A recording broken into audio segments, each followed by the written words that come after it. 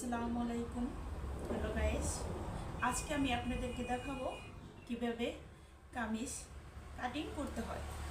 এখানে আমি 3 গজ 2 গেরা কাপড় নিয়েছি, জামা লং হবে 45 ইঞ্চি। এখন এখানে আমি 2 ভাঁজ অলরেডি করে নিয়েছিলাম। এখান থেকে আমি হাতার জন্য 18 ইঞ্চি কাটিং করে নিব।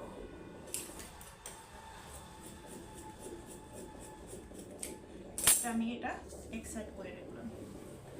এখন হচ্ছে আমি এই কাপড়টা 2 ভাঁজ দেওয়া আছে। এখন আমি কাপড়টা এভাবে আরেকটা ভাঁজ করে নিলাম। তখন এখানে আমাদের 4 পার্ট হবে। এই কাপড়টা 4 পার্ট হওয়ার পরে খোলা ছাড়টা আমার সামনের দিকে রাখলাম, আর বন্ধ ছাড়টা আমার দিকে রাখলাম।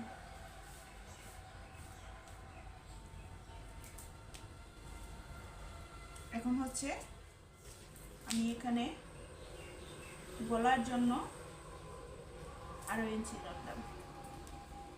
এখানে আমি বুটের জন্য 4 ইঞ্চিতে মার্জিন কিনে নিলাম। এখান থেকে আমি হাতার জন্য 7.5 দিলাম। এখন আমি বডির মাপটা দিব।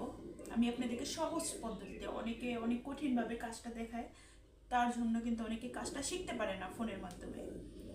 এখন হচ্ছে আমি আমার বডি হচ্ছে যে 40, আমি এখানে দিব 1.5 ইঞ্চি পরিমাণে আমি বাড়তি রাখবো 11.5।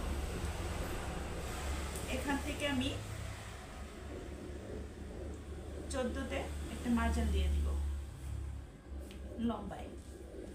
তারপরে হচ্ছে আমি এখানে মাজার জন্য 11.5 দিব।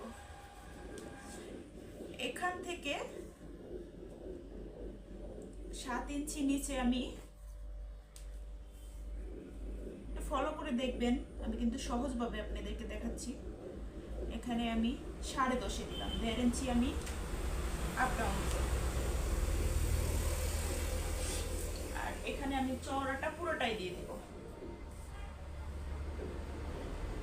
চওড়া দিলাম আমি 28 ইঞ্চি, কারণ আপনার জামাটা যতটা চওড়া হবে ততটা আপনার জামাটা কিন্তু সৌন্দর্য হবে। অনেকে জামা পরে চিপিল, জামাটা কিন্তু ভালো দেখা যায় না। জামাটা যাতে সহজভাবে বানানোর পরে আপনার জামাটা দেখতে সুন্দর আসে, আমি সেই নিয়মে আপনাকে কাটিং করে দেখাবো।